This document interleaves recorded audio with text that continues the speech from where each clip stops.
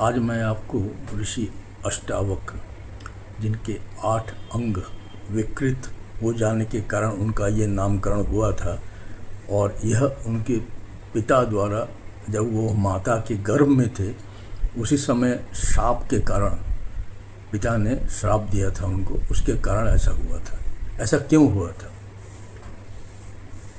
अष्टावक्र के पिता जब उसकी माता गर्भवती थी उस समय रोज़ संध्या को उनको अच्छे अच्छे मंत्र, ज्ञानवर्धक बातें ये सब सुनाया करते थे, और यही सुनते सुनते अष्टावक्र अपने माँ की गर्भ में बड़ा हो रहा था। रोज़ सुनते सुनते एक दिन उसने गर्भ से ही पिता से कहा, आप 8 उच्चारण गलत कर रहे हैं। पिता भ्रमित होकर चकित भी हुए।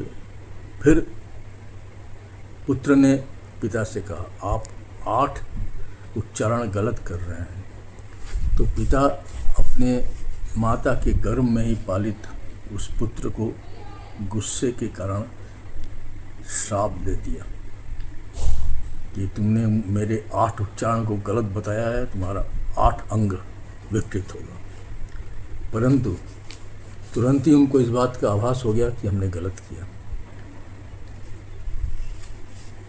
कुछ दरिद्रता के कारण, आगे पहले जानते ही हैं ऋषि मुनि धनी तो नहीं हुआ करते थे, तो उसकी माता, अष्टावक्र की माता ने अपने पति से कहा, उनका नाम था कहोला और माता का नाम था सुजाता, कि आप राजा जनक के दरबार में जाइए, वहाँ शास्त्रार्थ होने जा रहा है और कुछ धन उपार्जन करके लाइए, पुत्र जन्म होगा, बड़ा होगा। तो जनक के दरबार में कहोला चले गए, परंतु दुर्भाग्यवश वहाँ शास्त्रार्थ में उनकी हार हो गई और उनको जिस मुनि ने शास्त्रार्थ में हराया उसको अपना बंदी बना लिया, अपने अधीन कर लिया। इधर अष्टावक्र जन्म हुए, पैदा हुए। धीरे धीरे उनको ये पता लगा कि उनके पिता इस अवस्था में राजा जनक के एक मुनि हैं दरबार में, उनके यहाँ बंदी हैं। 12 वर्ष की अवस्था में अष्टावक्र राजा जनक के दरबार में गए और अपने ज्ञान, बुद्धि, विवेक से वहाँ समस्त ज्ञानी मुनियों को तर्क विद्या में, ज्ञान में, शास्त्रार्थ में हराकर अपने पिता का उद्धार किया।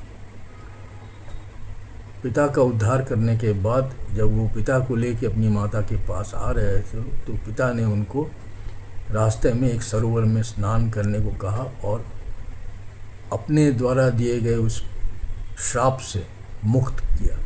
उसके बाद ऋषि अष्टावक्र एक सुंदर युवक हो गए, उनके सारे अंग दोष खत्म हो गए।